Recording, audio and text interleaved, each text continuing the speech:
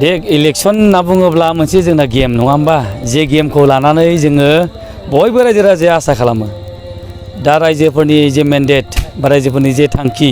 बिथांमोना मोनसे थांखिखौ मोजां मोननानै होदों बे मोनसे ढेउ फैदों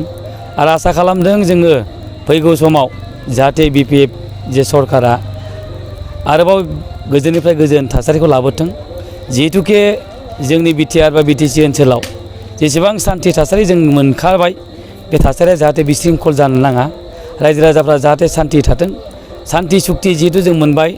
BTC सुक्ति BTR सुक्ति गासैबो सुक्तिफोरनिया जोंनि बर' हारिनि थाखाय मोननाय मोनसे सुक्तिमोन दा बर' हारिखौ सान्थि आरो गोजोन दोननाया जोंनि गासैबो दोलोनि मोनसे धोरोम बा खौसेथि लाखिनाया दा बेखौ लाखिनांगौआ जोंनि गासैबो पलिटिकेल पार्टिनिबो BJP आबो लाखिनांगोन UPP आबो लाखिनांगोन दिनै BPF आबो लाखिनांगोन रावबो रावनिबो थाखाय एना-एनि जानानै जोङो पार्टि खालामनो नाङा जोङो रायजोनि थाखाय साफा साफा मावथि रायजोनि हाबा मावलांनायाव जाहाथे जों आवगायलाङो रायजोनि हाबा मावनायाव खुनु जोङो एना-एनि जानानै मावनाङा जोङो पार्टिसो खालामदों नाथाय जोङो साफा साफा बर' फिसा